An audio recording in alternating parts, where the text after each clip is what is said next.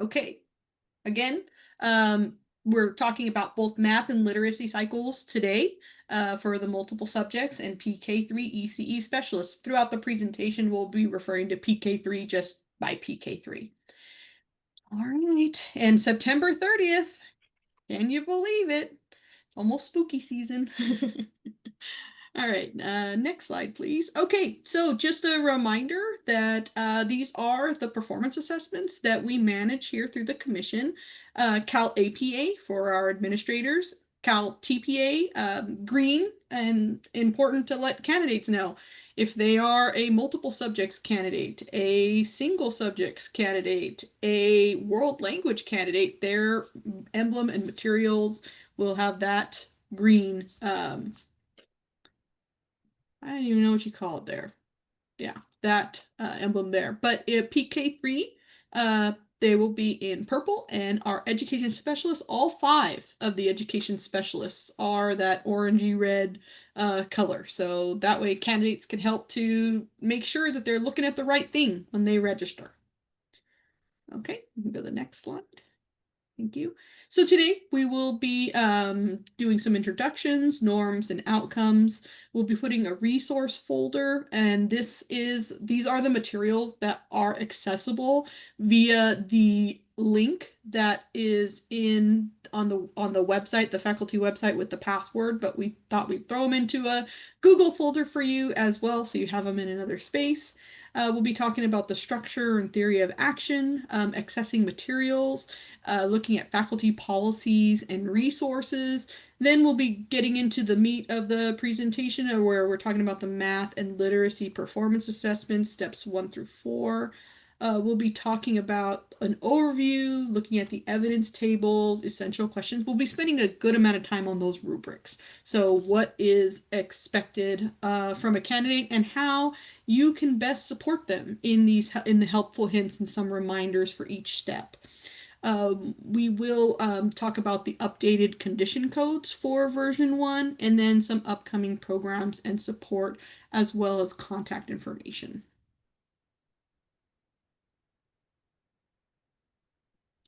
So this is the CalTPA team. My name is Marissa Luna Lopez. I'm a consultant here within the Performance Assessment Division of DREA, Research Evaluation, and its Division of Research Evaluation and Assessment. We were in PSD before, but we have actually we're a new division now. All performance assessment and exams are now part of this new division. So as we are forming this new division, things are going to start getting separated out, and we'll be communicating that as we continue on. But I'm joined here by my colleague Julie. Julie, want to say hello? Hi, good afternoon, everyone. I'm Julie Holmes. I am another one of the consultants on the performance assessment team with DREA, as Marissa mentioned, and it's exciting to have you all here today. I'm really looking forward to going through the math cycle with you all. I'll pass it back to you. Sure. We're joined here also by our colleague Dr. Webb from Evaluation Systems. You want to say hello? Good afternoon, everyone. I'm Xavier Webb, a Senior Area Director with Evaluation Systems Group of Pearson, and work very closely with Julie, Marissa, and the rest of the CTC team on the development and implementation of the performance assessments. Good to see you all here today. All right.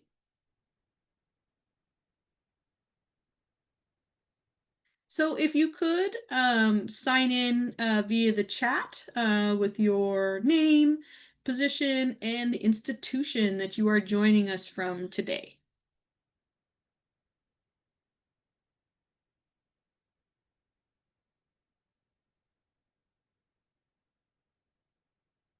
All right, and I think while people are signing in, welcome everyone. Maybe we can hit the next slide.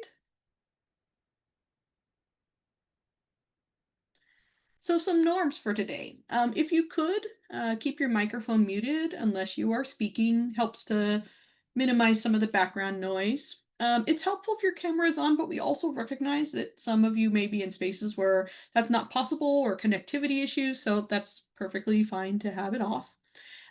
We are recording this session and it will be posted to our YouTube channel, so that way folks can access it. Please use the chat feature to post questions that are related to the current topic.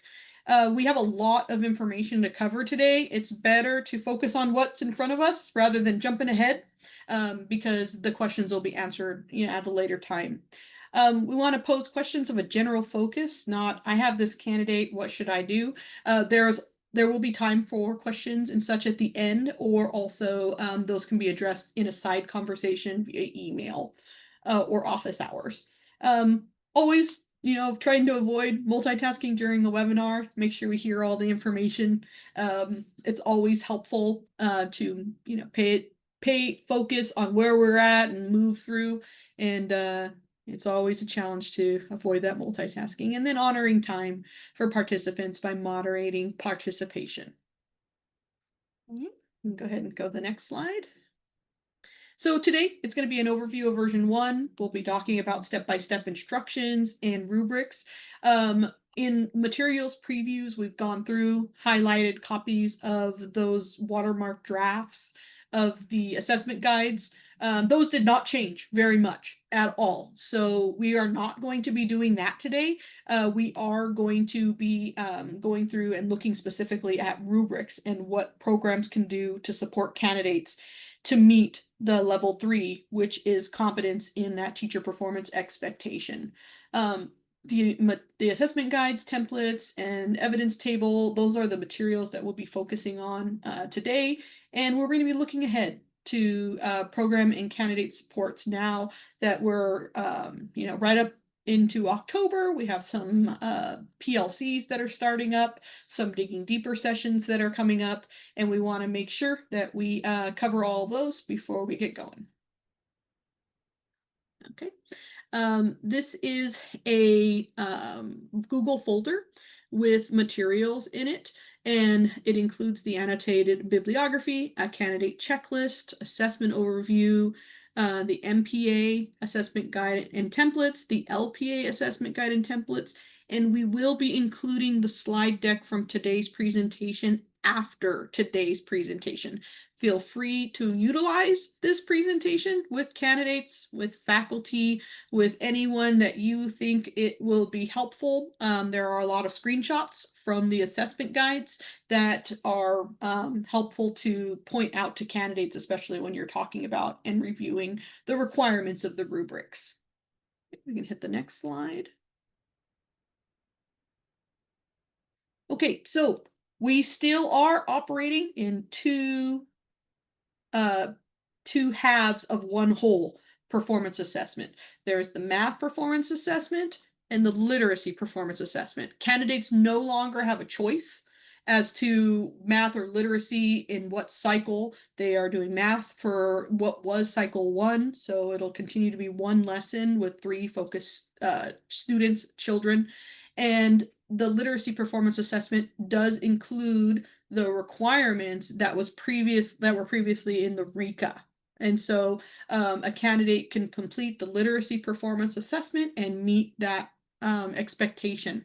So for those of you that have folks that started in the spring, maybe they completed version 7 of cycle 1 in math. Now they're looking at the literacy performance assessment to complete the requirements of what would have been cycle 2 in RECA. Those are now folded together.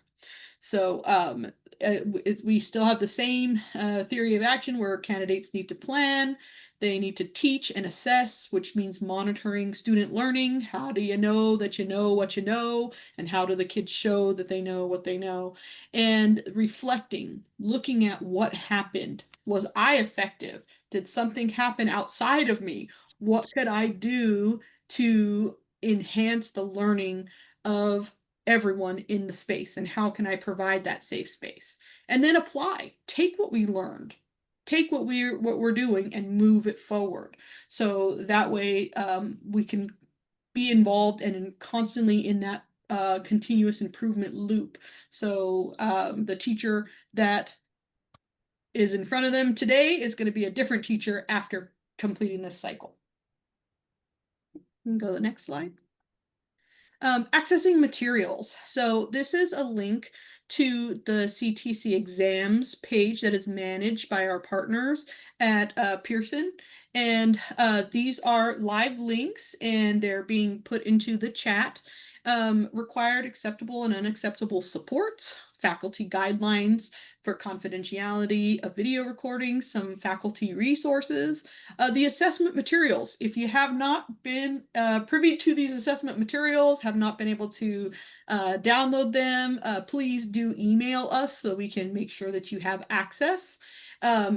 Please make sure you are providing all of these materials to your candidates. They don't have to pay and register to get access to these templates. We provide them to you to provide them to candidates. In order to submit their materials, they do have to register and pay fees, but they can be working on it and getting it done without having to register and pay fees.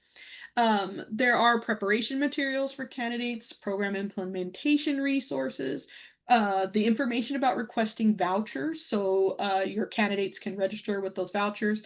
And then we are working on getting some secure materials, submission examples. They are absolutely coming soon. We have been having conversations about this, and perhaps the submission examples that will come sooner will be ones without video, with only the commentary component, so just the written or components or examples of the written component, so that way we can get them out as soon as possible, because the videos and having to be ADA compliant, it does slow the process down. So we don't have any updated submission examples. The only ones that are on there are the current older version, and so they're really out of date, but we will be working to get some secure materials, and we'll be pulling them from submissions that come in, not necessarily submissions from the field test, as there were changes and we don't want to confuse candidates. You can go ahead and go to the next slide. And our CalTPA passing standard, just a reminder, all MPA math cycle is a 16-point pass with a 14-point secondary pass. And again, secondary passing standard is up to the purview of the program. If you look at a candidate's score report and you see where they fell short of the 16, but you have seen that in other spaces, coursework, clinical practice, you can absolutely recommend a candidate using the secondary passing standard. The candidate doesn't need to have a passing on one and then secondary passing on the other. They can have secondary passing on either cycle and then move the candidate forward. And we do have, there's some updated information on our PSA, and we may just add that to the folder, resource folder after this presentation that gives some more guidance around the secondary passing standard. But candidates have a lot of questions about these, so I'm sure you're chit-chatting about it with them. But this is a very supportive passing standard because this is the result of a field test, but we're always trying to learn something here. This is something that we are looking at this year, and we want to make sure that we don't hold candidates up with something that was not effectively allowing them to effectively demonstrate their capacity to teach math or literacy to a group of PK-3 students or multiple subject students. So, and then you'll notice they're both 16-14.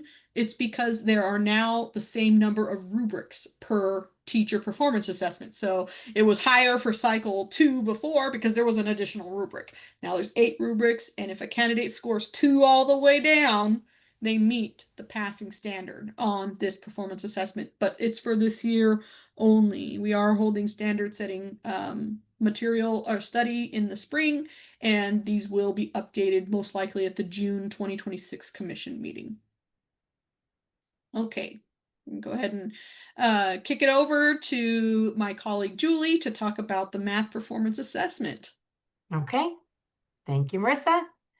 Welcome again, everyone. I'm Julie Holmes, and I'm going to take you on a deep dive today through the math performance assessment.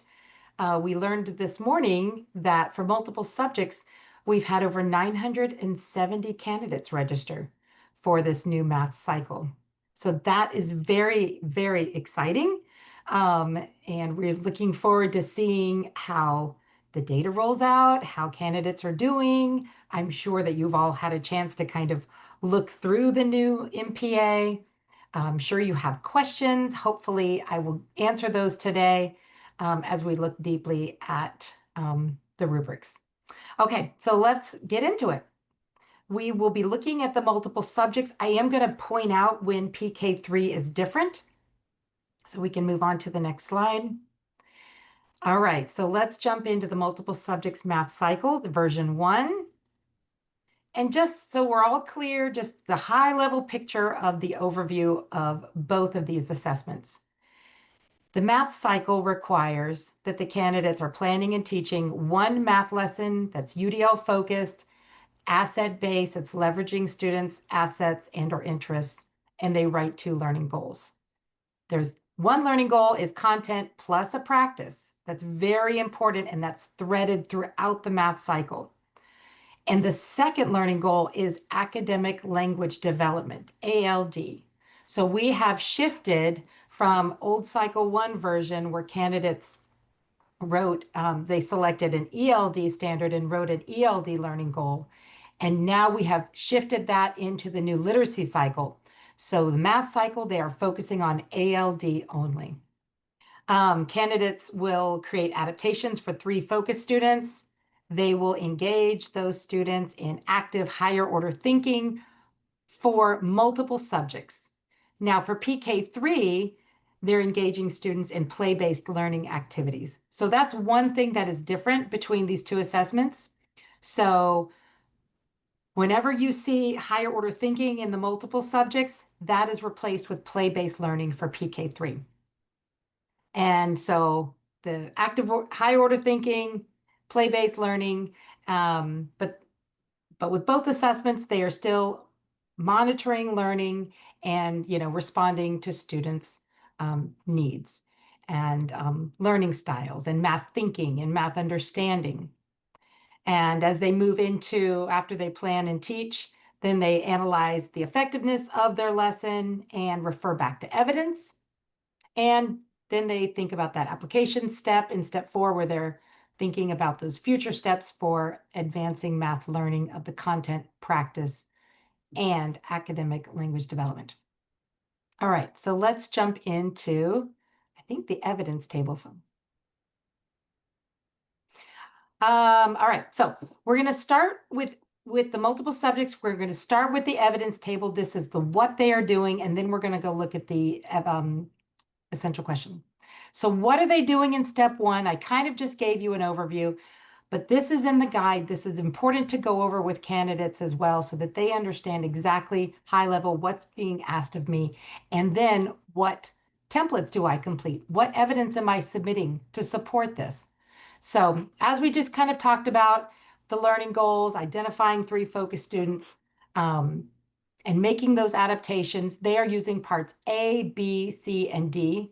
Part A is that contextual information, because this is all about planning and knowing the students that are in front of you, or the children for PK-3, knowing those kids deeply, and then using that information to then plan that math lesson. In part B, that's the math lesson plan template.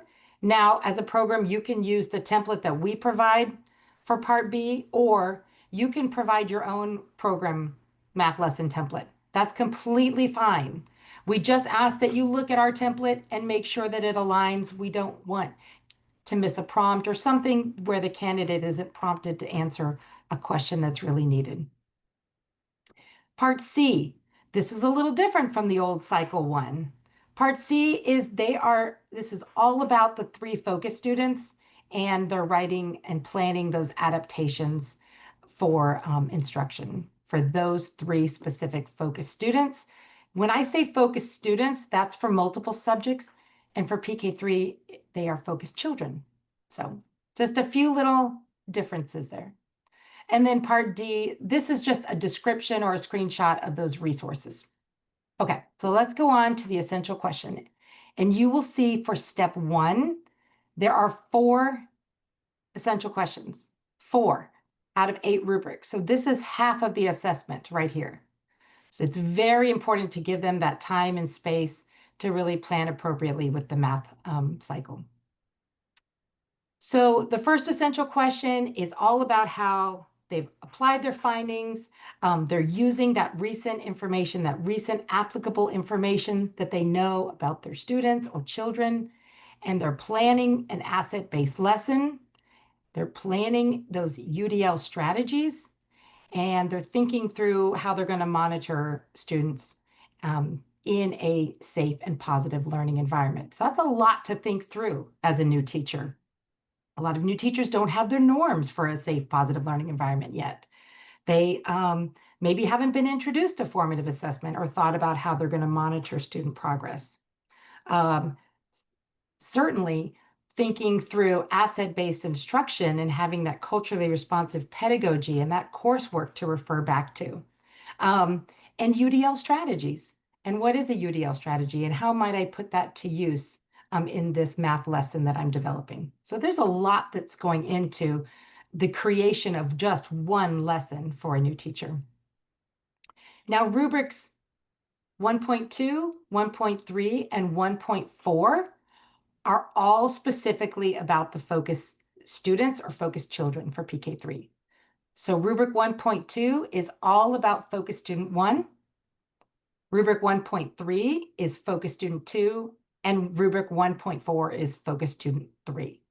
So it's very important those adaptations that they're creating for their 3 focus students are actually measured in each one is measured in a rubric.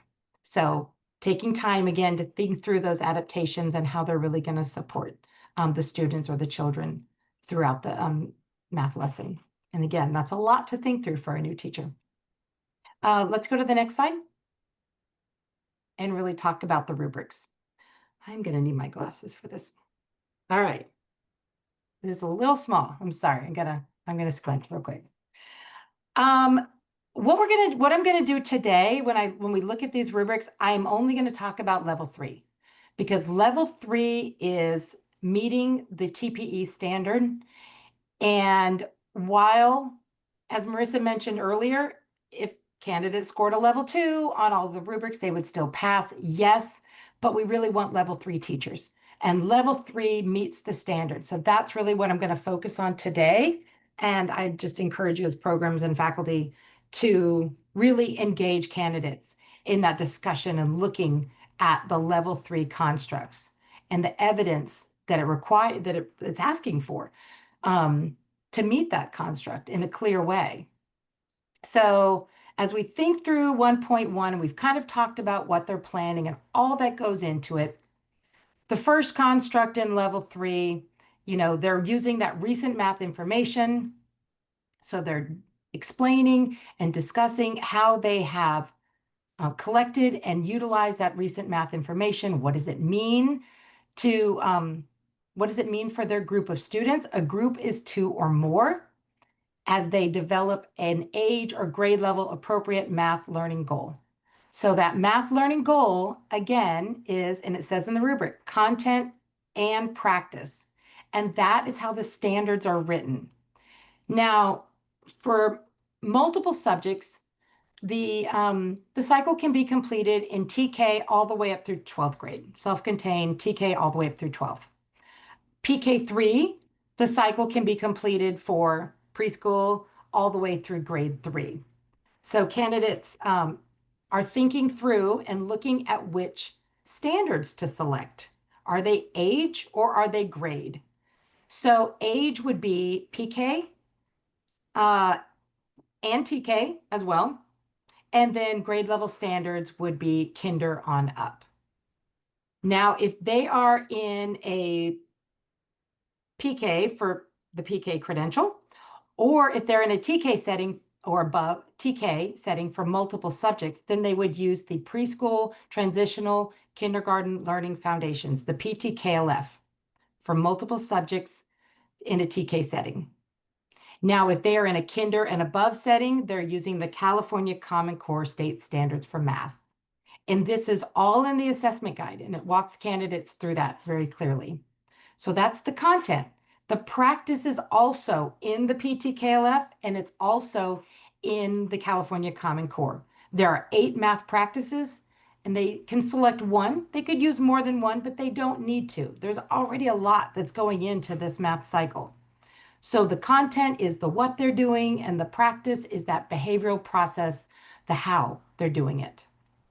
And they use that to create a learning goal. And I will say that one area that we kind of see candidates sometimes stumble is with learning goals. And so they're not maybe have experience, or they're new to writing a learning goal. Sometimes they just cut and paste the state standard again. Sometimes they'll put the TPEs there. Sometimes they'll put a UDL strategy for a learning goal. So I think one way that you could really support your candidates is really honing in on practice writing those learning goals for math content and practice, as well as math academic language, because that is so important, as you know, that's carried throughout the whole math cycle. And it's also in the literacy cycle where they write their learning goal or goals. So it's one thing that we see candidates struggle with. So first construct is their math learning goal. The second construct is their math academic language learning goal. And that must definitely be aligned to math, to what they're learning in the math content and practice. It can't just be academic language that has no relationship to the math lesson that they're teaching, because it's all about access to understanding the math, understanding the learning. So we want to see that alignment between the language in the academic learning goal and the content and practice. Great. And then they are, of course, going into depth and describing their safe, positive learning environment and how it's going to support the content, the practice, and the math academic language learning goal. You'll notice in these constructs, it says and. It'll say both content practice and ALD, content and practice and math ALD. So these are really important things to look at in constructs when we have an and versus when we have an and or. An and or means it could be one or both, but the and means they've got to demonstrate both. So getting candidates with their highlighters and talking about these level 3 constructs and highlighting those ands are really, really key. Helpful hints and reminders, I think, for candidates as they look at these and they interact with these rubrics.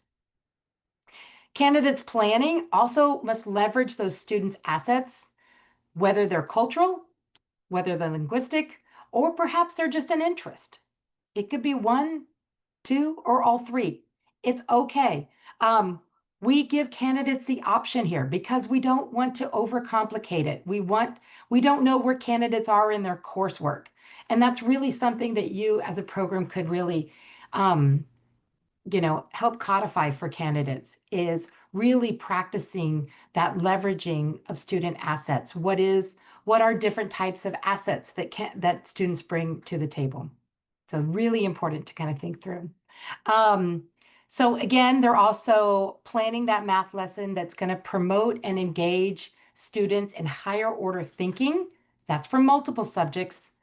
Now, similarly for PK-3, same construct, but it says in play-based learning. So keep that in mind. And then the last one is that they're planning they're really describing how they're going to monitor. What does that formative assessment look like? How are they going to monitor students' learning? Is it an exit ticket? Is it observation? Is it one-on-one? I mean, what is it? And it can be more than one thing, but it doesn't have to be. Now, I want to point out something really, really important on this first rubric, and that is the last construct in level 1. Because this is going to really, really impact candidates if they do go through all of that hard work. But look at that last construct. Candidates' lesson plan contains inaccuracies in math content. That's going to bring them down to a level 1. And it says, or they did not use grade level strands or standards. So if they're teaching a 3rd grade class, but they used 1st grade standards, that's going to be an automatic level 1 for a candidate. So very important to kind of really think through. We sometimes refer to that last construct in level 1 as like the fatal flaw button, because sometimes they're going to go through everything else perfectly, but they're going to use different grade level standards than the students that are in front of them. Now, of course, we get this question a lot. What if they're teaching a combo class? They're teaching 3rd, 4th graders. That's okay too. They would pick the grade level that makes the most sense for the group that they're teaching. So if use of 3rd grade standards makes the most sense for that combo class, then they would certainly pick grade 3 standards, and they would give an explanation as to why that makes the most sense. Okay, let's move on to 1.2. This is all about the focus student 1. Now they're going to plan adaptations for this focus student. Again, we're looking at level 3 because we want level 3 teachers. They're going to think about that adaptation or adaptations. You see that paren S on adaptations. But again, those little things are really important. And they're going to use what informed them and what is connected.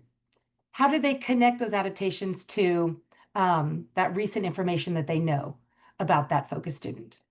So you're looking for both things. It's connected to and informed by something, but what is it? Candidates let us know. And then those adaptations will be building on those focus students' assets and or interests. And they will be explaining how that adaptation or adaptations support the focus students' academic language development within the math lesson through reading, writing, listening, and or speaking. It doesn't need to be all of those. It could be just one of those things. Again, that's the level 3. And so those adaptations that they're doing in that Part C template are really, really key. That's really where candidates are prompted to kind of really go into depth about those adaptations for each one of their focus students. Moving on to 1.3. This is focus student 2. And they're planning adaptations that, again, that are informed by and connected to recent information. Again, it's going to build and leverage on their assets or interests. It's this last construct that's a little different, because focus student 3 is a student that needs extra support with math. They have maybe some gaps in learning or some misconceptions in math, and they need that extra support. So this last construct really speaks to that, and the candidate would explain how these adaptations will support the focus student's math learning need or needs. They might have one learning need, it might have more than one. So here, that's where they go into depth about that. So again, helping candidates think through and look at learning needs. Again, this is a new thing this is tough for new teachers. And, it's good conversation for coursework as well. And the next and last rubric for step 1 planning. The first 2 constructs are the same. This is our focus student 3. This is a child who needs some support with well-being and or behavior. So this last construct in level 3 is really specifically speaking to that focus student 3, and the candidates explaining how they're going to adapt the environment to support focus student 3's well-being and or their behavior to really meet their learning needs or needs. All right, so a recap, and we'll go to the next slide and look at some helpful hints for multiple subject step 1. There are 4 rubrics out of 8. That's half the assessment. This cycle can be taught to a group of 2 or more. This cycle can be completed with children in TK through 12th grade. And PK-3, for you specifically, this cycle can be completed with children PK through grade 3. Again, identifying those 3 focus students, writing their 2 learning goals, and getting support with writing learning goals. Again, that's an area where programs could, I think, be of support to candidates as well. And, based on those learning goals, they create their 1 math lesson and then really go into depth about the adaptations. We don't know if the adaptations are going to work. This is all just the hypothetical plan. This is like the pre-observation that they fill out as they're preparing and planning what exactly they're going to do for their observation. All right, I can keep going. I don't know if I need to stop and answer some of the questions on the chat. Marissa, do I need to answer some questions real quick? I wasn't looking at the chat. There is a question in the Okay. chat about the actual, so I was looking and I just wanted to make sure I pulled it. It's right in the assessment guide. If it says focus student 1, a student who needs additional support with academic language development. Yes. They can, if they are an English learner, the candidate needs to provide their English proficiency level, but they do not have to be an English learner. It is a yes. That is an option. Focus student 1, yes, and forgive me for not explaining this more clearly. Yeah. Focus student 1 is that child who just needs, or student who needs more support with academic language development. It does not have to be a designated EL student. It can be, but it does not have to be. Okay. Then focus student 2, they need additional support with making progress toward meeting grade level math content, strands, or standards and practices. They are no longer required to have an IEP. They just need additional support in math. They can be, right? Right. Yes. They can be, they can have an IEP. They can have a 504 plan. They can be receiving supplemental or intensified math support through MTSS. There's a lot of different choices there.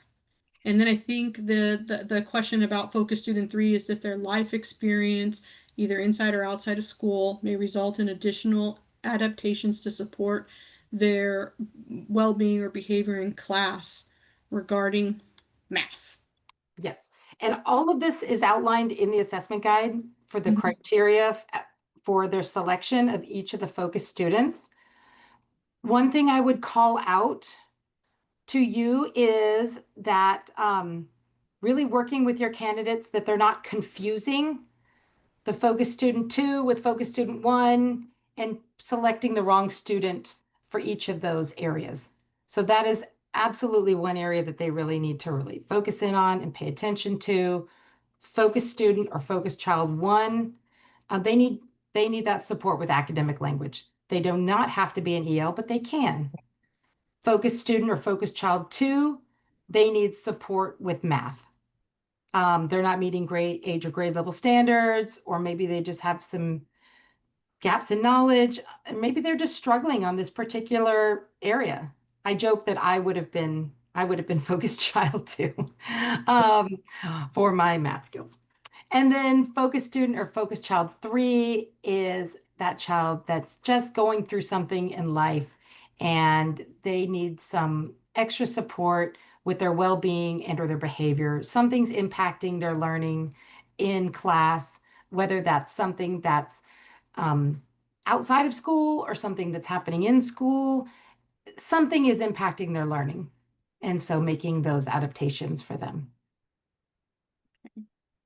Okay, question in the chat. Can they use the same adaptations for more than one focus student if it's appropriate? They could, if it's appropriate. I think that we've kind of made the focus students unique enough so that they would have different adaptations.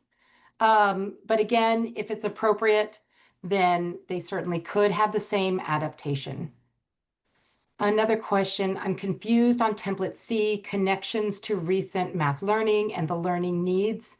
How would the language be different in those responses? Connections to recent and the learning needs of the student. I'm not sure I understand the question, but in the Part C template, they are connecting, first of all, they're identifying that focused child or focused student. They are thinking about what learning need or needs does this student or child have, and so I can best support them within that area. And then really relating it to recent information that they know, recent available information that they know about these kids. So I don't know if that answered your question, but maybe you could retype it in the chat and we could think through that a little bit more. And and I just wanted to address this question. Okay, so there's a difference between who has to show up in a video and who we got to teach in this. we're planning for and teaching 3 focus students. If they make a video with 2 students, then I'm assuming the third focus student and maybe other focus students are off camera. So the question about how do they adequately respond to templates if the focus students aren't in the lesson, they should all be in the lesson. We're planning for them, we're including them, but they may not. But when we're looking at a video, we're asking how many people have to be on video. It's a group, 2 or more, but we need to plan for and we need to be teaching all the students. So it's up to your candidate how they want to do that. If they set up a camera that's facing them and 2 kiddos, and there's other kiddos that maybe don't have, that are not on video, or if they work with just the 3 focus students, or if they're working with their whole class of, 15 or 20, 24 kiddos, it just depends. So they do need to teach the class. They do need to teach their group. The group is defined as 2 or more, but they won't be able to adequately respond to the other templates if they plan for a kid and then they don't teach them. So I know that this caused a lot of confusion. How many kids have to be in a video? How many kids? And we're not counting heads. We're really not counting heads. But they do need to plan for and teach their focus students so they can complete this cycle. Okay, Devin? Noon, real quick, could you explain or clarify what it means by leveraging the student's cultural linguistic assets or interest? I know that appears in multiple narrative documents, so I just want to make sure we're all on the same page with understanding the academic language. See what I did there? Absolutely. And they're different things, yeah. So I'm just kind of focused on that whole leveraging part. Right. Yeah, leveraging is a word that we sort of tested out. We did test out in the field test, and we had good results with that, because what we really are looking for is that they're leveraging and they're building on what they know about this student or this child's assets and or interests. What do they know? Are they interested in Superman? Fantastic. That's an interest that they have. They can use that to help that student or child really maybe better understand the math content or practice or academic language. They can use that to really engage the student in the learning. A cultural and or linguistic asset as well. And so we kind of added the interest part to assets as well to leave it a little more open for candidates, a little bit more flexibility if they are not comfortable or maybe they haven't had sufficient coursework in understanding cultural and or linguistic assets. So really what we're looking for with leveraging is building on it, knowing and building on how they can really get the child or the student to understand the content. Thank you. That makes sense. Appreciate it. And then I think you brought up other thing, you brought up math, academic language. Yeah.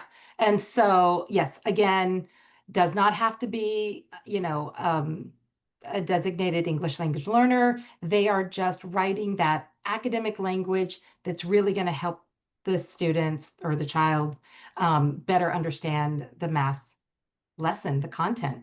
And we do give examples in the assessment guide. This is new in this assessment guide. So you will see in the step 1 planning part of the guide that we give examples. We give a PK example. We give a TK example. We gave a grade 5 example. We give an academic language example. So, having your candidates really look at those different examples too might be helpful. Yeah. Okay. I think if I got through all the questions in the chat, we'll move on to step 2. All right, what do they do? So they're teaching their math lesson. We just encourage, this is just something that we've learned over time in talking with candidates in office hours. Just encourage them to be like a documentarian. Just record the whole thing, record the whole lesson, and then go back and select your 1 to 3 clips.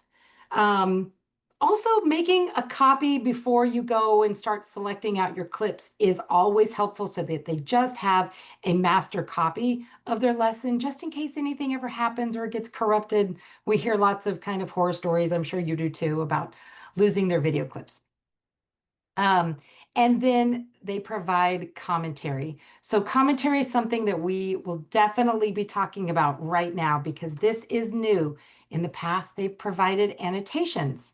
So the commentary can be written, can be verbal. It could be in ASL, American Sign Language. So it could be of those three, they have those 3 choice points, but the commentary should be and align to exactly what we're seeing in the video clips that they submit. So anything outside of that should not be included in the commentary. Everything should be, you should be able to corroborate it by seeing it in the video clip. That's what's in the commentary. Okay, let's go on to the next slide. There are 2 rubrics in step 2. So they're creating their safe positive and they're applying everything that they've been planning, their UDL, their support for students. And secondly, they're engaging in higher order thinking or PK-3, play-based learning. And they're going to monitor and respond intentionally to students and, making progress again towards those learning goals, the content and practice learning goal and the math ALD learning goal.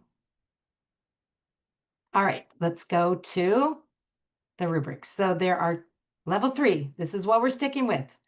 So creating and, see that and, sustaining that safe, positive environment. So we want to see evidence of that. So that might be something that might be in the video clip. It doesn't have to be. It could also be in the commentary, but it should be, again, in both. So I'm mixing my words, excuse me. Again, if we see it in the video clip, it should be backed up in the commentary. Everything should be able to be corroborated. So they should be able to point to how they've created it. Here's what I've done, and here's how I've worked to sustain it. And so those things can be shown, and they can also be written about. Using their UDL-focused strategy or strategies, they could have one UDL strategy that they focus on. That's okay too. They don't have to have 10 UDL strategies. And so, yeah, encourage your candidates sometimes to pare it down and keep it simple is just fine. Again, helping those students make progress towards math content practice and ALD. Let's go to 1.6, looking at level 3. So evidence of how they're clearly engaging in that active higher order thinking. And for PK-3, play-based. And then responding intentionally to students to support their learning. Now let's talk about that one, because that one's a big one. So, if a candidate is in the video and they are sitting with their students and they're doing the math lesson and the students are like, look at this. Okay, 4 divides into 16, and they, I don't know, maybe they're kind of questioning it or looking for affirmation on if they're doing it correctly. And let's say they're talking through this math activity and then the candidate just sort of nods and goes to the next group. So that would be an example of what we don't want candidates to do. We want candidates responding and understanding their math thinking. So to support the students in their math understanding, not just a nod or a, okay, yeah, keep it up, keep going, really that engagement in understanding how kids are thinking through their math. Now, I will say that this particular rubric looks very different for PK-3. Is there a way, Xavier, that we could jump to slide, I think, 43? Jump to slide 45 for PK-3. This will be all in here. Like Marissa was saying, we put more in here than it's needed. One more slide over. Yes. So this is the PK-3 rubric for 1.6. And you'll see that there's 3 constructs. So that second construct for PK-3, they have to observe monitor children's learning throughout the math activity. So just, how are they doing that? And then, of course, responding back to children to advance their math thinking. So there's that monitor piece, and there's that response back, and that they're, intentionally making these adjustments in their instruction. Okay, we can go back to multiple subjects. So just some reminders to recap. I think we're on slide 26. Yeah, one more slide over. So there's 2 rubrics. They're teaching and recording, up to 15 minutes of video. Again, that's just the max. They can submit 10 minutes of video. They can submit 1 or 2 or 3. It's up to the candidate. Reminders about what to create. These are great things that you could include in your fieldwork observation form.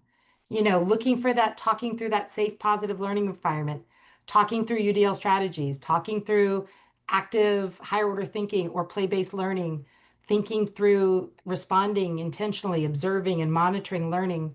And then just some commentary clips. Please, please, please remind your candidates that their responses in commentary should be directly aligned to what we're seeing in the video clips. And keep that commentary consistent with what is shown in their video.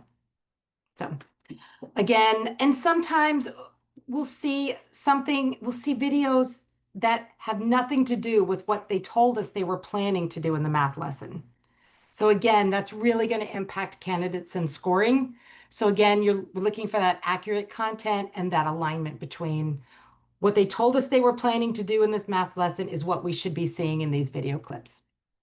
And what we see in the video clips should be talked about in the commentary, not something that we didn't see.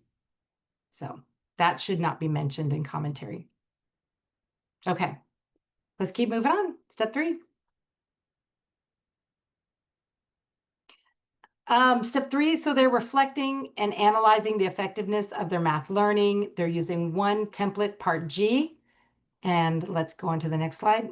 And they are, here's our central question. Again, reflecting on that asset-based UDL-focused math lesson in a safe, positive environment. I have a theory about step 3. I don't know if it's true or not, but I'm guessing what sometimes we see is a lot of fatigue by the time candidates get to step 3. And they're like, I've been asked, and I've answered this question multiple times. I've talked about my asset-based. I've talked about my UDL strategies. I've talked about a safe, positive environment. If they want to know that again, they can go back and look at that up. I wrote about it in my commentary. But this is a new step. This is a step of reflection. So it is different. So I don't know if my theory on fatigue is right, but sometimes this is an area where we see candidates give us very short responses, or maybe they don't go into that deeper analysis. Sometimes they just summarize what we already watched in the video or read about in their commentary. And that's not what we're looking for. We're looking for that deeper analysis. We're looking for that learning, that growth. So let's go on to look at the rubric for 1.7. All right, so we've got that candidates are reflecting on what was effective about their asset-based. They're analyzing how effective their adaptation or adaptations were for the 3 focus students, because that is really something they took a lot of time to do in their planning. So really going into that analysis, not a summary, just a deeper analysis, breaking it down. Did that work? What worked about it? What didn't work about it? And being vulnerable. And they're looking at, again, those learning goals of content and practice and ALD. They're reflecting on that impact of creating and sustaining that. Did it have an impact? Which part had an impact? And maybe there was something that they realized along the way that didn't have an impact that they thought would be really impactful. Those are always great key growth areas and kind of insights into the candidate's thinking that's so really helpful in a reflection. And then, of course, they're referring back to evidence from step 1 in their planning or in step 2 of their teaching. So again, as they're thinking through those adaptations for their 3 focus students, they're thinking about step 1 and referring to, like, in my planning of step 1, you know, I thought that this would be a great adaptation for focus student 3 to support their behavior in class. But here's what I actually learned from the blah, blah, blah. So that's just a great connection. You know, whenever we can infer what a candidate means, we'll give them the benefit of the doubt, but it is really, really helpful when candidates make it really clear, like when they do refer back to step 1, plan, or step 2, teach and assess, and it doesn't have to be both. Okay, and I see a comment. I think candidates don't practice reflecting. I don't think they're just tired, just unsure how it's different. The video in the guide should be helpful. Yeah, I love that comment because reflection is hard, and sometimes I wonder if candidates think that maybe that would be a weakness in the TPA. They don't want to appear maybe that by putting that their adaptations did not work, that would ding them in any way, which it would not. So I just think that reflection comes easy for some and it's harder for others. But there are ways, I think, as programs, if you could help embed these things into your fieldwork observation or in when you do lesson planning coursework with your candidates, and just really getting them in that habit of reflection as well.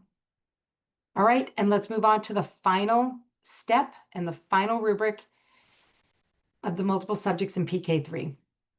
Oh, I forgot my hints. It says 1 rubric, they're reflecting, they're analyzing, not summarizing, thinking about that impact, and they're referencing evidence. I just had everything I had in the rubric, so sorry about that.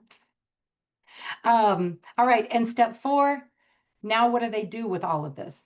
And again, that fatigue can set in, and I'm sure you've all experienced that with your candidates, because maybe they just look at these questions and these prompts as duplicative, like I've already talked about all these things before.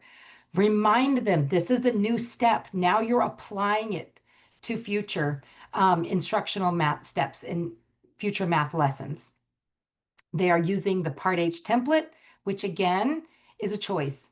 They can be a written up to 4 pages, or it can be a verbal response where they turn on their camera and they just talk authentically to the camera, and they have up to 6 minutes for that verbal response. Or again, if they use sign language, American Sign Language, that would be up to 6 minutes as well. So if they're done with the written, then have them just turn on the camera and speak authentically, but make sure that they're kind of hitting on all of those prompts that are in step 4. All right, and the essential question, like how are they applying what they've learned to future steps for content and practice and ALD? All right, let's get into the rubric. Level 3. So candidates applying what they've learned because they're describing. They're describing what they've learned, and they're describing, do they need to, you know, reteach any part of the lesson? So the prompts do really set them up to kind of answer these for the level 3, really for all of the rubrics. You know, if they kind of go through, and again, with the lens of, okay, this is applying to future steps. I don't have to reflect anymore. I don't have to plan anything. I'm just thinking through what I'm going to do based on what I've learned.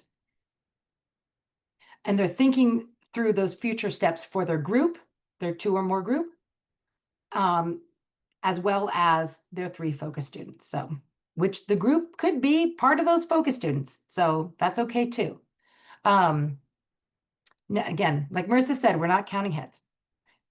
And next, they're describing their future steps for instruction. They want to advance the math learning for content, practice, and ALD, and referring to appropriate evidence. Let's go on to the next slide, because I think this summarizes it up really well. There's 1 rubric in step 4. Again, applying those future steps, specifically thinking through if they need to reteach any part of the lesson. This is just part of that, like, okay, this is what I've learned in reflection, and now this is what I think, this is what I need to do for future steps. I do need to go back and reteach this certain section because of, you know, X, Y, and Z that they've learned. Thinking through that advancement of student learning or children's learning of content and academic language development, referring back to step 1, 2, or 3, so they can refer back to anything, any one of those prior steps, because this is that full circle. This is the final step in that full circle of learning. So they really want to think back on maybe something that they planned, some in a way that they taught it, or in a way that students were understanding it, or in their reflection. So thinking back, something back in that evidence is going to help support their future steps. Because of this, now I know what I need to do moving forward in the future. And then they explain how they're going to continue to leverage, build on students' assets and or interests. I hope that this was helpful.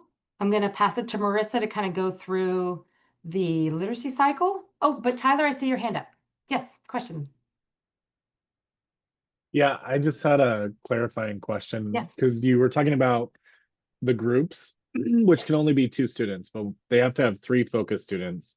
Yeah, right. So, okay, so I guess my question is, if their video is just them and 2 students Mhm. that they're teaching the lesson to, are they then teaching the lesson again to the whole class as well?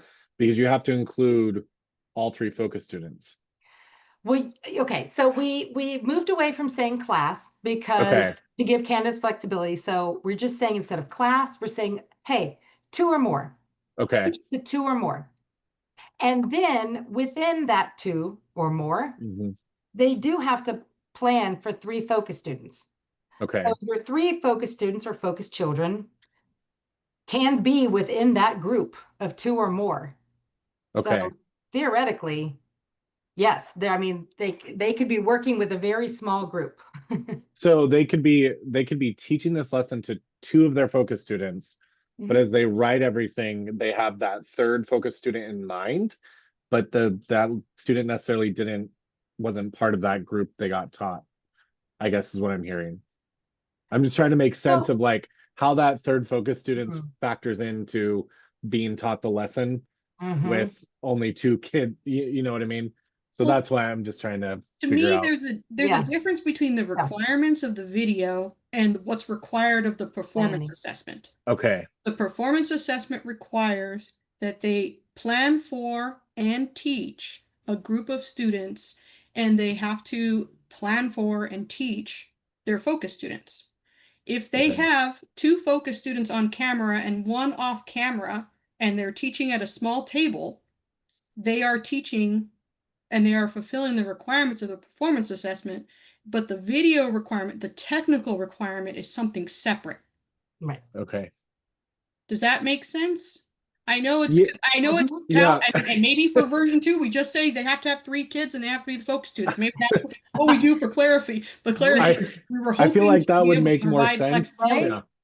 We're Yeah. trying to give candidates a little bit more flexibility because sometimes, it's not always a perfect scenario as they're filming and things like that. So we're trying to be flexible. But yes, And Okay. this was previously a 2 or condition more. code, and it is no longer a condition a code. condition code. It is not condition coded. And Okay. we are going to be looking at condition codes here at the very end of the presentation.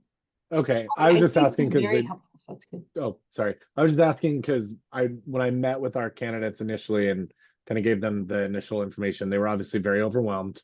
And this was a big question that came up because we have several candidates in unique situations.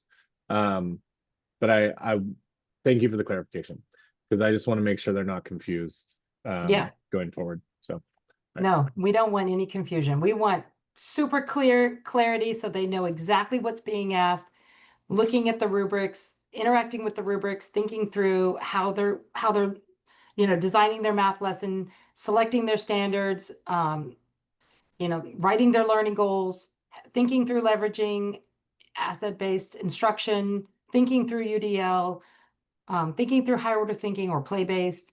So yeah, there's a lot to think through for a new teacher. And, typically candidates are doing the math cycle before they're doing the literacy cycle because it is just one lesson. And so this might be at the very beginning of their, student teaching or their intern assignment or whatever there is their clinical placement. So lots to think through for candidates. So please ask these questions so we can help clarify everything. Okay, I see another one in the chat that this one has changed from previous expectations. So are they talking about the same standard or future standards? Oh, are you talking about in the apply stage? I think I see. So in the apply stage, so can we go back real quick, Xavier, to 1.8 rubric? Yeah. So they are, if you look at the second construct, for example, they're thinking through and describing future steps for instruction that advance students' learning of the math content and practice and math ALD. We don't mention learning goals, just how they are going to, just exactly what the rubric says. So just thinking through future steps for how they're going to advance their math content and or their math ALD. So not even referring to a standard, just thinking through how are they going to move this forward and advance this math understanding. Laura says, last update, it was recommended to have an understudy or backup for each focus student in case a focus student was absent. Is this still recommended? That's a great option as well, as long as it's it meets a similar criteria.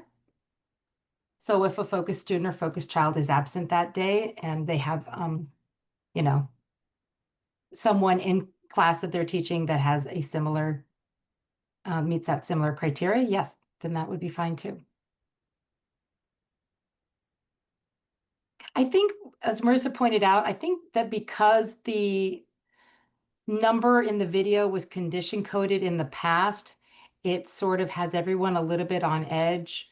But again, we're not counting heads. We're trying to provide a lot more flexibility to candidates in whatever clinical setting they're in. Everyone is in a very unique environment. So I wouldn't worry too much about it. It's what we're trying to say.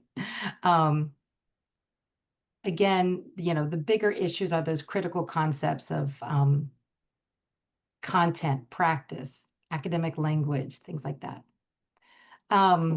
Another question in the chat, if only 2 students need to be in the video, they could teach the absent focus students on another day with the same lesson. Would I agree with that? Okay, so that is a great question. And here's my tentative answer to that. Remember how we talked about in step 2, that the commentary needs to align to exactly what we're seeing in the video. So if in their commentary, they're referring to on a different day, and not in the video recording, I met with focus student 3 and we went over the math lesson, then that cannot be seen in the video clip. So that should not be included in the commentary. So anything that is not seen in video is not able to be corroborated in commentary will be treated as non-evidence. Yeah, so I would not recommend that. I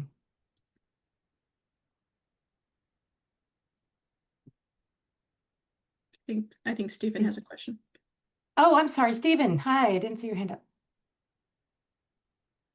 Yeah. Sorry, I had to find the mute button. So in going over the assessment guide, I'm actually not seeing where specifically when it talks about the video that the focus students even have to be in the video.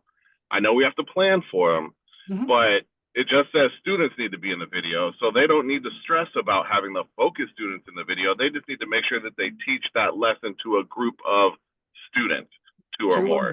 Am I kind of right?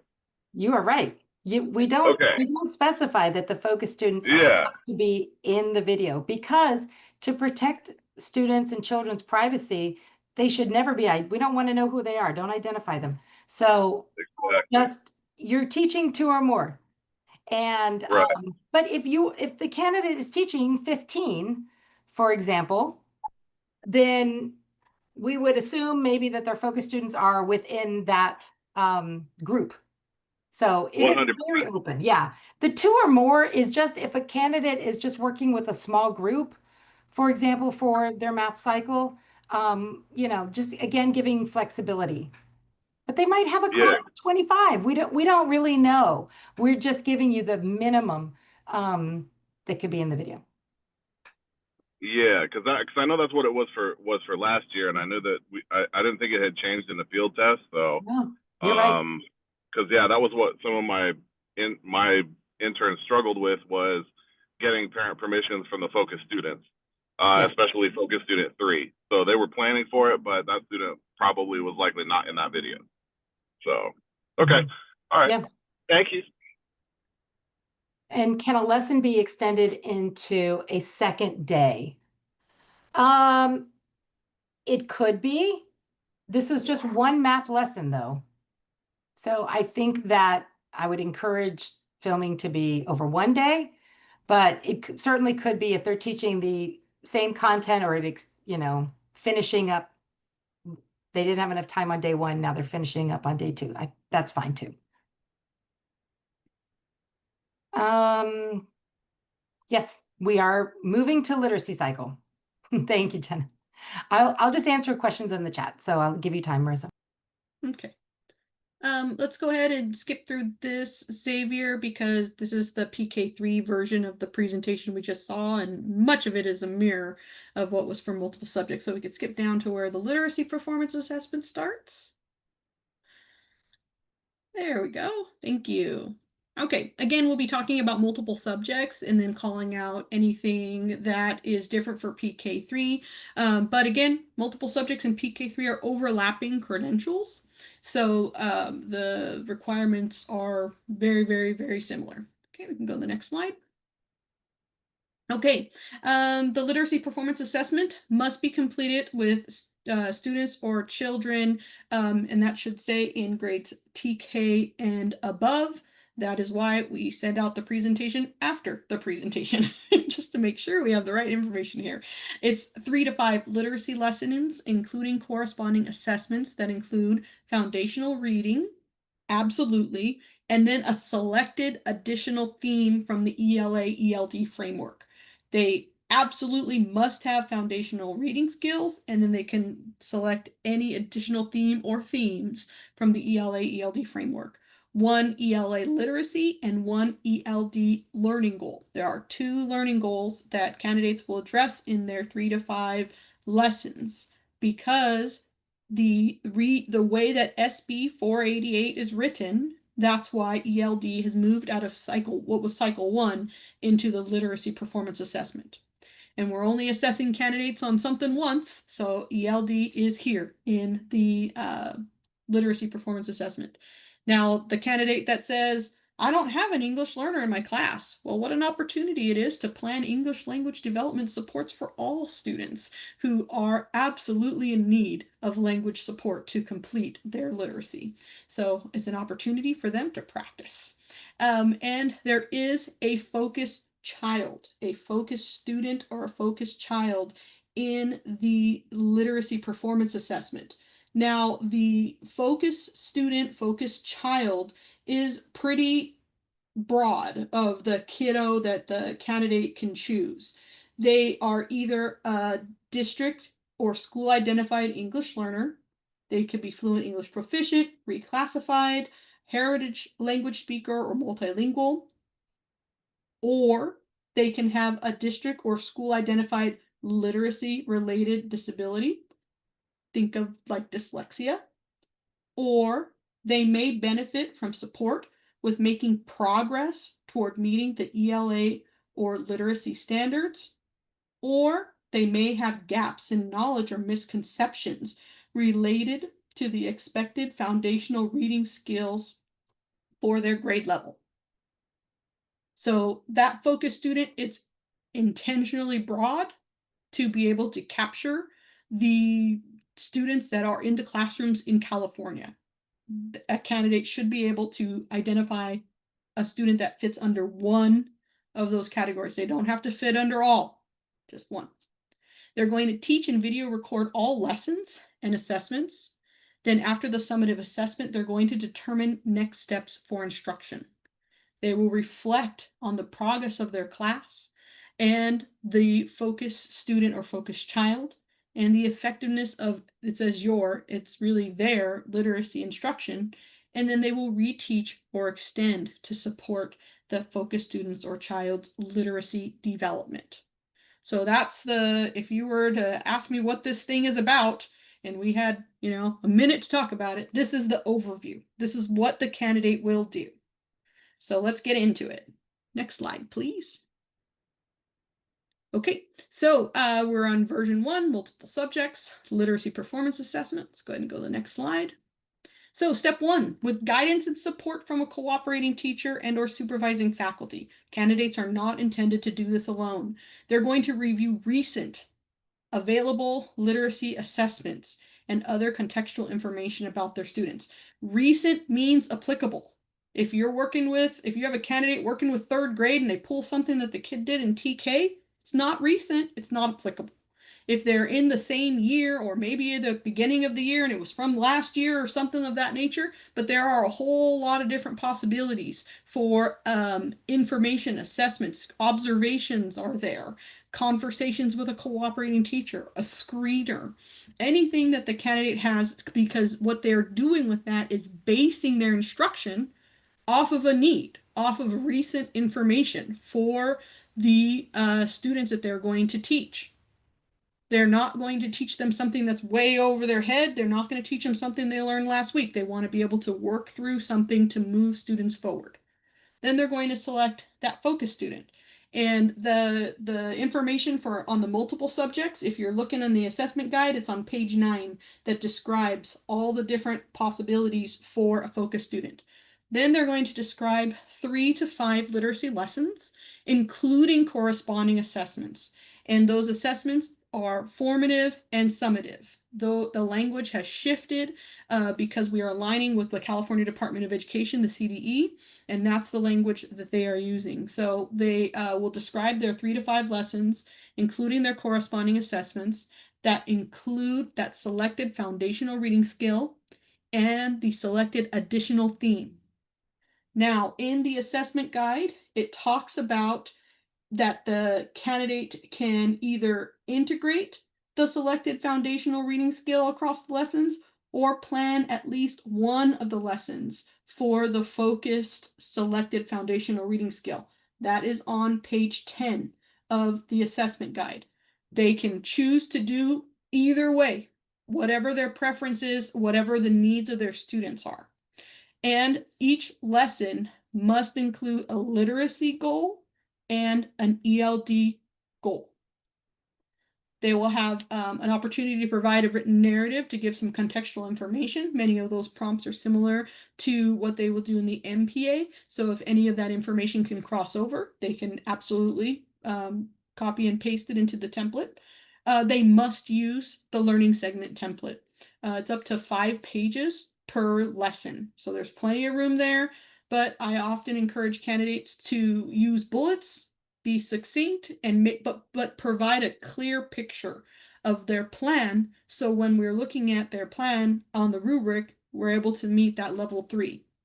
The written narrative, description of assessments, and then a blank or description or blank copy of one summative assessment and the rubric or performance criteria. Okay, let's take a look at the next slide.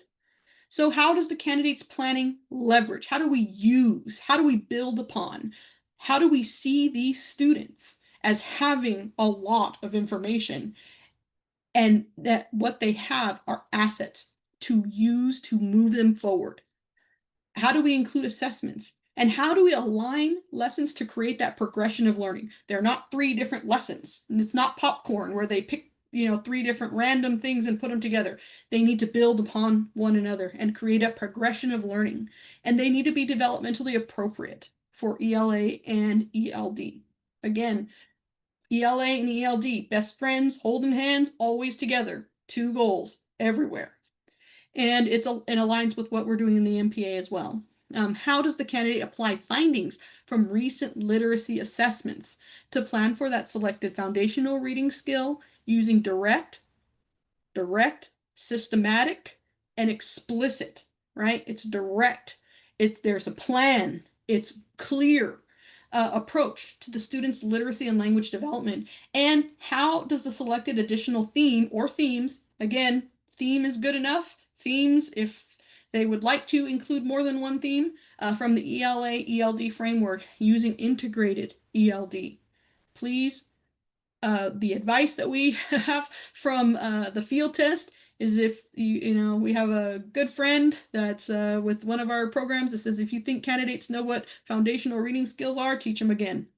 Please make sure they understand what those are. And the integrated ELD, understanding what designated ELD and integrated ELD is very important for this performance assessment. And we can't take for granted that a candidate understands the difference between integrated and designated ELD and how they would support language through a progression of lessons. Okay, let's go ahead and take a look at the rubrics. One thing that we did do, and that's why some of this stuff ends up teeny tiny, we added a lot to kind of minimize the language in the rubric. We did put these little asterisks, and then underneath the rubric there's some more information for the candidate. But as you see, you'll see those little asterisks as you go down, and then they're right underneath the rubrics. So the candidate's planning includes developmentally appropriate ELA and ELD goals.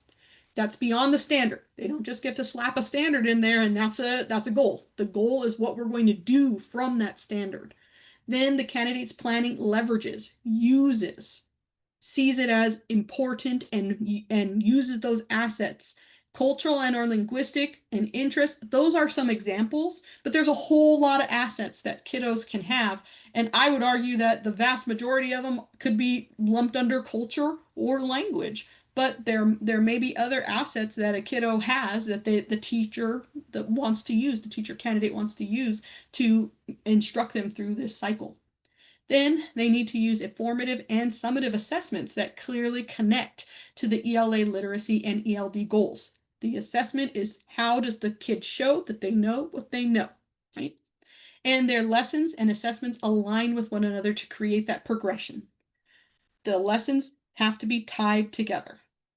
They need to create a progression. We need to build on what we're doing. Okay, let's take a look at the next version. So candidate applies specific findings from recent literacy assessments. Again, recent stuff that's applicable, things that are still a valid place to start. And then the candidate clearly plans for that direct, systematic, and explicit approach. Please make sure that candidates understand what direct, systematic, and explicit literacy and language teaching looks like. That because oftentimes candidates may not understand that or drop them in as a buzzword, and it's not what it means. So please talk to candidates and explain these pieces. And for teaching that foundational reading skill to support their literacy and language development, and plan for that additional theme using that integrated ELD. It's important to understand the difference between integrated and designated ELD and how they would include that in these lessons. Okay, go ahead and go to the next slide. So some helpful hints: can be taught to a group of 2 or more. They need to identify a focus student. They need to use the learning segment template. That's important. Each lesson needs to include that ELD learning goal, even if the group does not include an English learner. So, and then the final lesson of the learning segment, they need to plan to use one summative assessment. All right. I think, okay, let's go ahead and take a look at step 2, teach and assess. They're going to teach and video record all lessons and assessments. They're going to select 1 to 4 video clips, and it could be up to 20 minutes of video, okay? And then they will provide commentary.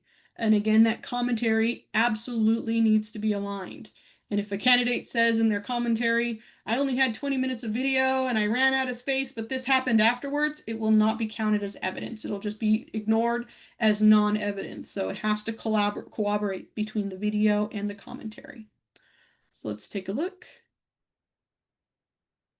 Okay, so how does the candidate provide instruction in the selected foundational reading skills and use that direct and explicit approach? to actively engage students and support their progress. Then the next rubric is how does the candidate provide instruction in the additional theme from the ELA-ELD framework and use integrated ELD. Then we're looking for how the candidate uses assessments to monitor student learning and adjust instruction. Now, we get the question all the time, what if the candidate is doing, what if the kiddos are doing really well and they don't need to do anything? Well, maybe they need to speed up a little bit. Maybe they need to provide more think time. Maybe they need to, if they adjust and they realize that everybody knows what we're talking about, maybe we just, like I said, move forward a little bit quicker. That's an adjustment as well.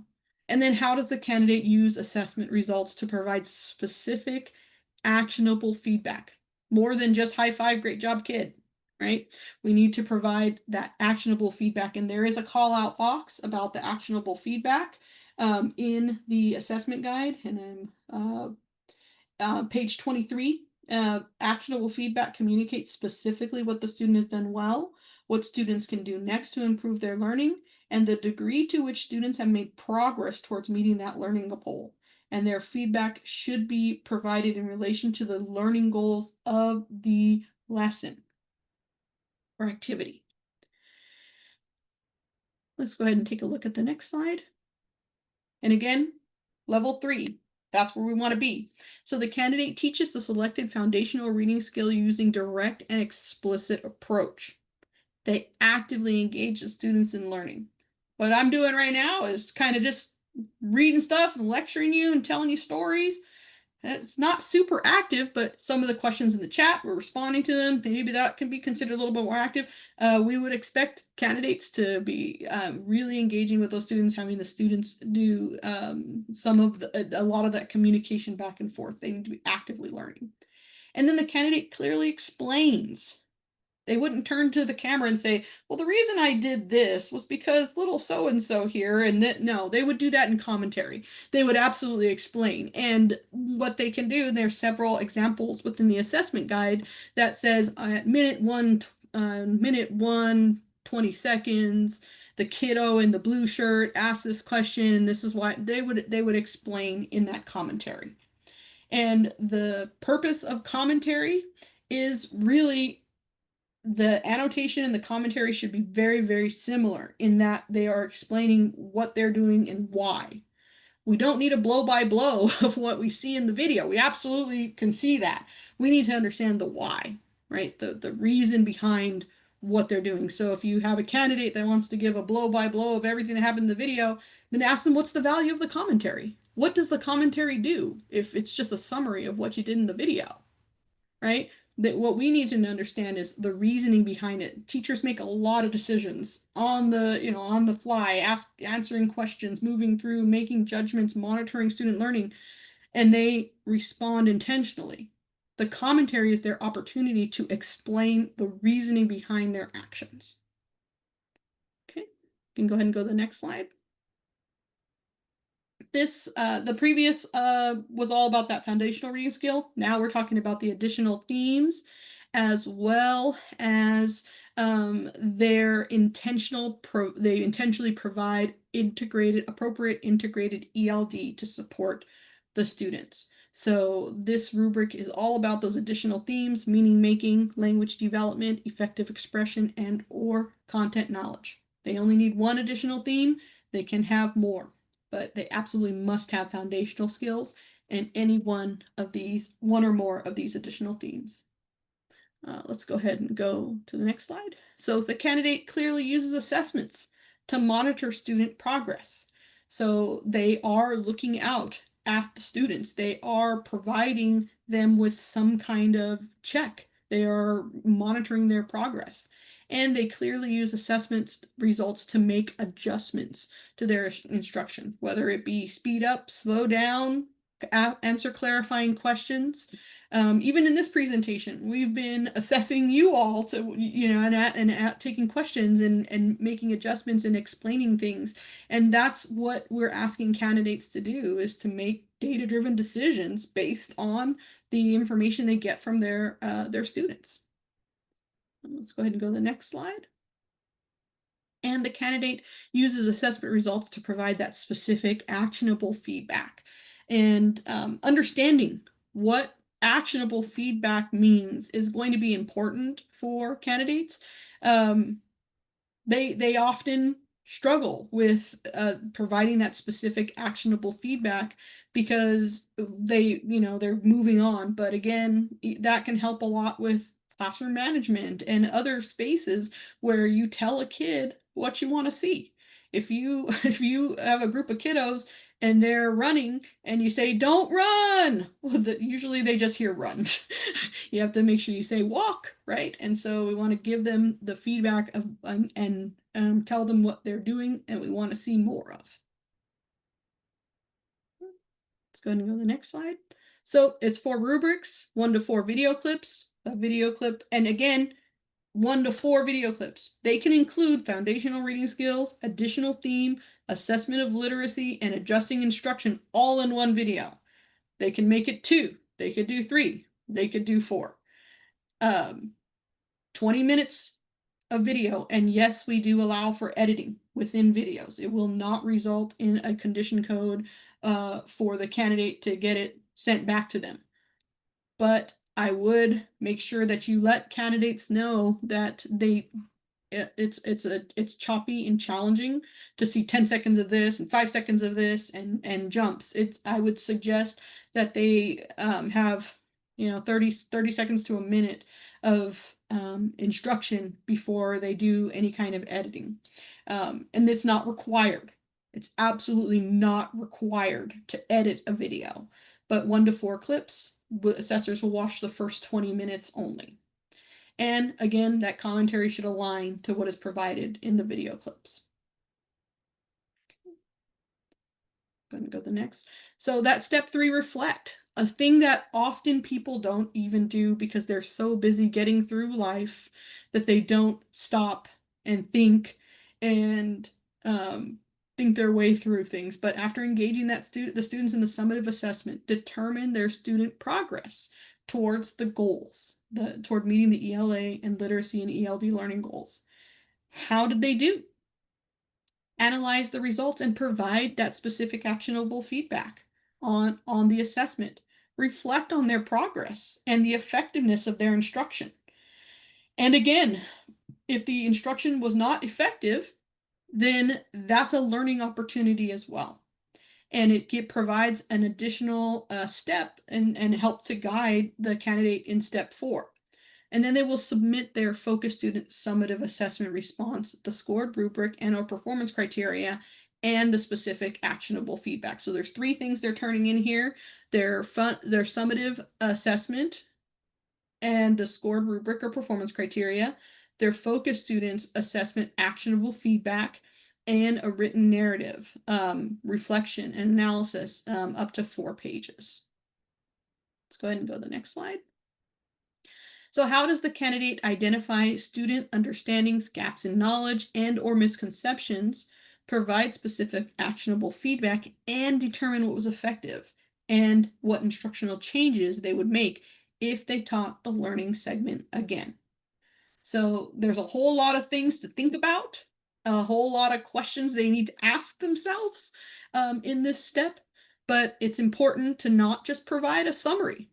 I can go ahead and go to the next slide, because the difference between an analysis, looking at what they did and making a judgment based on student evidence and their the other items, their plan versus how it went.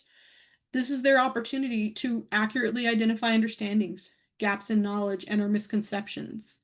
They will provide the focus students with actionable feedback that is specific to that ELA, literacy, and ELD goal. They'll clearly describe what was effective about their instructional approaches and the student activities, and then they will clearly explain the instructional changes they would make if they taught the learning segment again. I see you on camera, Julie. Do you have a question or something to elevate? Nope. Okay, just making sure. Just here. Wonderful. Thank you for being here. So helpful hints or reminders for step 3. After the students engage in that summative assessment, they need to use the rubric or identified performance criteria and score to determine the student progress. Then they will provide that specific actionable feedback. They'll have an analysis and reflection for the group, and then an analysis and reflection for the focus student. Okay, let's take a look at the next slide. So this is the place where they are putting it into action. And when I was teaching candidates through this, this was the step that they would say, oh, I'll do that one over spring break when I have more time. But it's important to understand there is a video component to this step, and so it needs to be timely. If you sent me a question on a Tuesday and I waited a month to get to your question, probably wouldn't be very timely, not very helpful.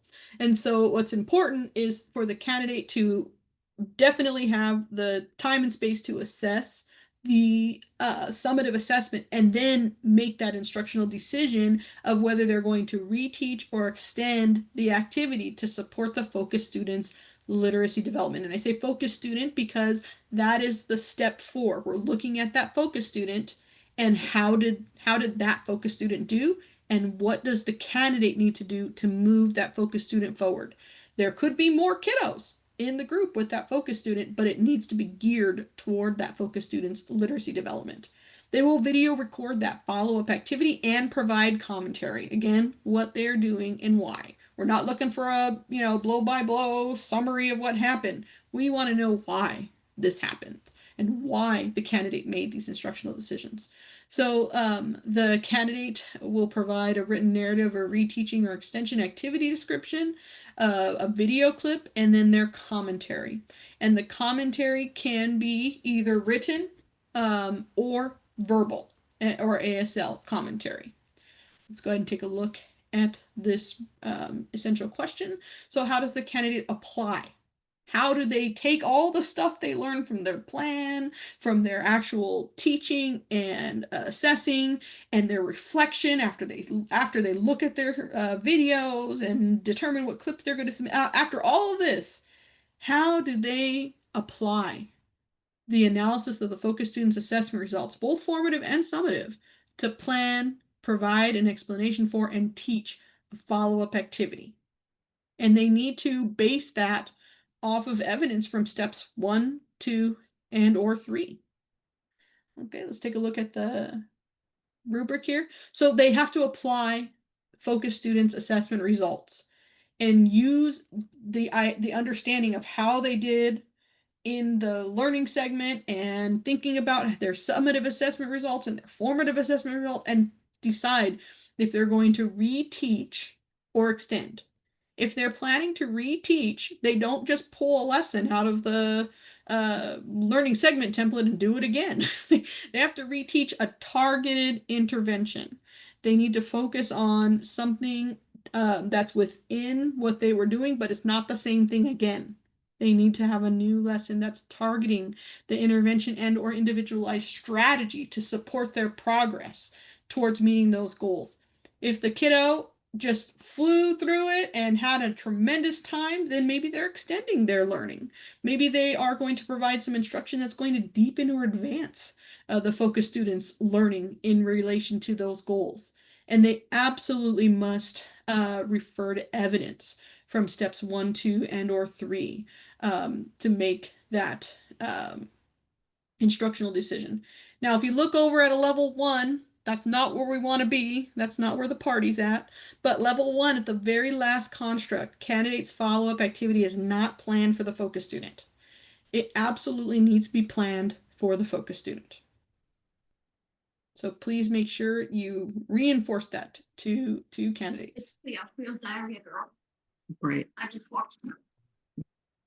Okay. There's a question in the chat. For the just LPA for the follow-up instruction can be just for or with the focus student, or does it not have to be a group? I believe it can be just the focus student, but let me refer back on my apologies. We have so many of these versions that we're looking at that I want to make sure that I'm giving out the correct information. But I think it is just the focus student or the focus student plus some additional students that might have similar needs, similar profile. literacy needs. Exactly. Okay. Yeah. Yeah. Thank you for But that. it is in the guide in step 4, really clearly laid out. But I believe it's just focus student or focus student with additional students that have those additional learning needs. Okay, yeah, apologies. On page 37 of the guide, it says reteaching if the focus student and, if applicable, the additional students, right? So you can do this with just the focus student. But the candidate will need to, like I said, if applicable, the additional students, they may need more experience or practice. That's reteaching. If the focus student and, if applicable, additional students met or exceeded, then they would do extension. Thank you for that. Okay, let's go ahead and go to the next slide. So some helpful hints based on the analysis of formative and summative assessments, as well as evidence from step 2 video clips, the candidate needs to choose to reteach or extend. They must include a literacy and an ELD goal. Everywhere they teach in this whole performance assessment, 2 goals, 2 friends, always together, ELA and ELD. They will not do any lesson, any activity in this whole thing without 2 goals, one for literacy and one for language. And then they will teach and video record the follow-up instruction and submit a 5-minute clip with commentary. Okay, were there any other questions that need to be captured on video for the purposes of the recording, Julie? I think you explained it beautifully. One question just for the guide, for the video, that was asked, since the candidates are teaching multiple lessons, which will take place over different days, can the clips filmed on different days and of different lessons from the group of lessons that were planned? Is that asking? Yeah. Can it be filmed over time? Oh, it absolutely should be. I would not want to do 3 to 5 literacy lessons on the same day with the same group of TK students. It should be over time, and they should build upon one another. Yes. Jenna. Yeah, I have a question about the build upon one another if you're utilizing TK and you're utilizing the PTKLF, because for the word progression to me is speaking to that you would move from the earlier foundation to the later within the same foundational statement as a progression. If you're moving within a strand or a substrand then you would be more of how you described it, as they could still be related, but they would be more popcorn around different skills, not necessarily a progression. So in order to show progression, you would be within the same foundational statement for all 3 to 5 lessons. Would that be correct? Julie, I would like to hear because you're more of our ECE guru on this, but just for an example, if the kiddos are their foundational skill is certain phonemes and they're using those phonemes to build words, and so the first lesson is those phonemes, and then the next lesson is reading a book with certain phonemes that they're practicing, and then maybe the additional theme has to do with comprehension, and then we're asking questions about what they read connected to those phonemes. To me, that's that progression of learning, that we're building upon those foundational level skills. But Julie, apologies, I want to make sure. No, that's actually great. Yeah, and you brought up a great question. So PTKLF, there's it's broken up by early foundations and later foundations, and I believe those are separated by age. So there's that really young, like 3 to 4-year-old, and then the older, like 4-year-old. So yeah, that progression can be small. It can be slight. It doesn't have to be such a big jump for early to later foundations kind of strands. It can be something small, just building on those skill development. So then it would be appropriate to stay within the same foundational statement because of the overlap, because early is 3 to 4.5, later is 4 to 5.5, knowing of the continuum. So if they create lessons and it's like showing the same foundational statement, that would be appropriate because they're moving from earlier to later within their development. Yes, I think I understand your question. Yes, that would be fine. Yeah, just as long as they're showing that skill development for that foundational reading skill or skills that they've selected. If they wanted to stay within that same strand or move on to a different strand, that would be up to them. And they would create that learning goal, that new learning goal for each of the lessons. Sorry, so the strand would be very different. Within the strand, there would be lots and lots of foundational statements. But I'm saying within one foundational statement, you could be moving from early to later because that would be progression. Versus if you're within a strand and looking at multiple foundational statements, then it's not necessarily a progression because it's developmental. The developmental continuum goes this way for progression versus the foundations that are independent within a strand. So I just want to be setting them up for like of how the development, like how we're using the word progression within the PTKLF is the developmental continuum this way from early to later. That would be progression. But within a strand, there's multiple foundations, and it wouldn't necessarily show a progression of skill depending on where they're at with development. I see your point. Yeah, and you're saying foundational statements. Are you referring to foundational reading skills? No, so within the Or- PTKLF, you've got your strand and then you've got your substrand, and then within the substrand is the foundation, like what it says, like Foundation 3.3, understanding instructional text. Then under that is the foundational statement, and the foundational statement is what's under early or later. So the statement of actually describing what the developmental looks like within that continuum. And so that's the developmental statement, or that's the developmental continuum component of their foundational statement. So that's what they would need to be referencing for the PTKLF of like if they're utilizing that as their, because they don't have the standards. So that's where, I mean, progression would be earlier to later within the foundational statements. But I think the word progression is throwing me off because it's not the same as with the standards as it is with the PTKLF. Right. What you have to do is Mhm. build 3 to 5 lessons in a series that build upon one another. Is that helpful? Yes, so not necessarily a progression. Right. Okay. Yeah, it's a 3 to 5 lessons in a series that build upon one another. That's what they're asking you to do. That's what they're Okay. asking candidates to do. Right.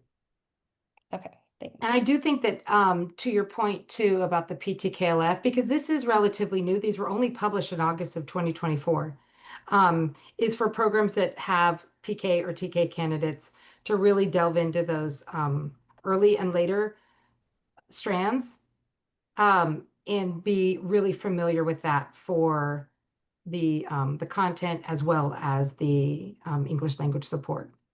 So foundation, I think it's foundations of language development and English language development as well. So I really encourage you to really delve into those too as well. Or just ask Gina, she knows it. She's got it.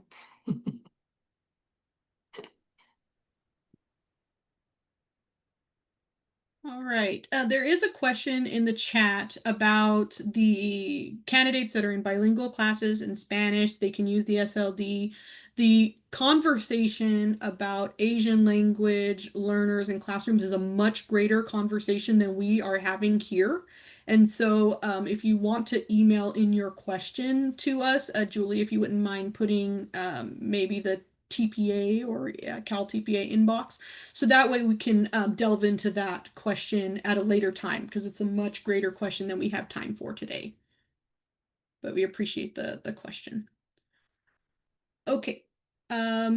Again, this presentation with, a couple of tweaks are going to be put into the chat after today's, is going to be put into the Google resource folder that will be emailed out after, and the presentation that we made for the MPA and the LPA, the slides that correspond to PTK or PK-3 are absolutely going to be in there so that way you can reference them.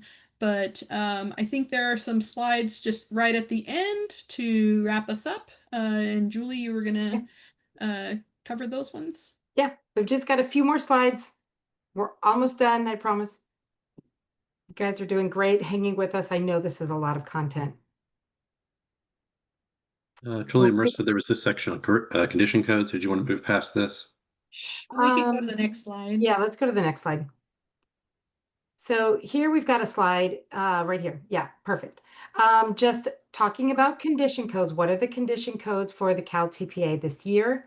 You will see that there used to be like I don't know, 47, something like that.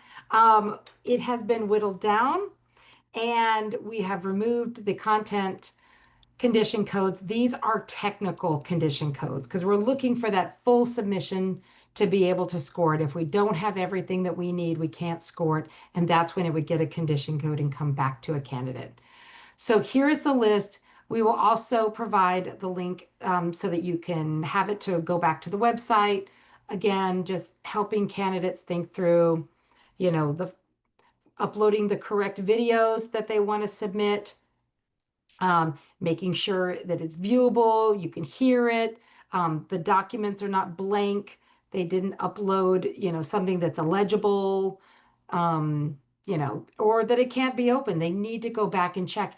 And as candidates go through and upload their items to the ES platform, it has this little eye icon. I don't know if you've ever seen that from your standpoint as programs, but there's this little eyeball icon that candidates have to click on, look at the document before agreeing to submit it. So if they're opening it, they would see that maybe it didn't open, or that they uploaded, part H accidentally into part B or something like that. So encourage candidates to really kind of think through that, go through this carefully. And we can go on to the next slide on our office hours. We have an announcement to make on office hours. So we have program office hours every first and third Friday of the month. And we were offering CalTPA, EdTPA, and APA. What we're going to try out is one office hour time for 1 hour, and we'll offer breakout rooms as needed, as we need to go, if we need to go meet with the CalTPA group, or if we need to meet with the EdSped group or something like that, or APA. Those links are always in PSDE News. Candidate office hours are every week from 4:15 to 5, and we've had a good showing of candidates, and they bring good questions. So you can always encourage candidates to come to that weekly. The link again is in PSDE News. And monthly PLCs are professional learning communities. It starts next Friday, and we hope you come. This is going to be offered monthly. It'll be interactive. It's a time where we all get together as anyone implementing CalTPA, and we're going to kind of talk through problems of practice, or maybe we might offer a guest speaker, and that'll kind of, spin off into other conversations, just a support. So we really do hope that you'll come next Friday. Again, in PSDE News is the link, and to attend that. And our next slide is similar upcoming Digging Deeper session. So last month, or this month, September, we held a Digging Deeper on video and use of commentary. And that was really well attended, and we we're really grateful for that. So next week, we're offering another one. This will be about the program guide that we have not shared out yet. So the program guide is being finalized. We're ready to share it out next Thursday, and we're going to kind of talk through again some candidate support. So the link to register will not only be in this presentation, but also in PSDE News. So hopefully you'll join us as well. And then you'll see we have kind of planned out monthly Digging Deeper sessions with different themes and topics. Next, we have our Meredith Fellows Conference, the MFIC, if you are familiar with that. We've kind of pushed it. It's usually in the fall. We've pushed it to the spring because of the launch of the new version 1 assessment. So February 5th and 6th, you are hearing it here first. These are the new dates for MFIC. We will be pushing out in PSDE News the form if you want to submit a request to present. So our theme this year is data-driven decision-making and really leveraging data to improve practice. While this is hosted by us, we want you, programs, presenting and interacting with your colleagues and really sharing best practices and coming together and thinking through supports and other things like that. So we really hope that you and your colleagues at your institution would consider presenting. We have our CalTPA assessment results date. If you, I love this chart because you can interact with it two ways. On the left, if you need your scores by that date, then you look on the right of when you need to submit your cycle. So if you needed your scores by September 18th, you would have had to submit by August 28th, or vice versa. If you go down that right side and you need to, that's when you're going to submit it by, let's say, October 9th, that's the next window, then you will get your scores, if you look to the left, on October 30th, right before Halloween. So that is also on the website, and we will link all of these things in the presentation.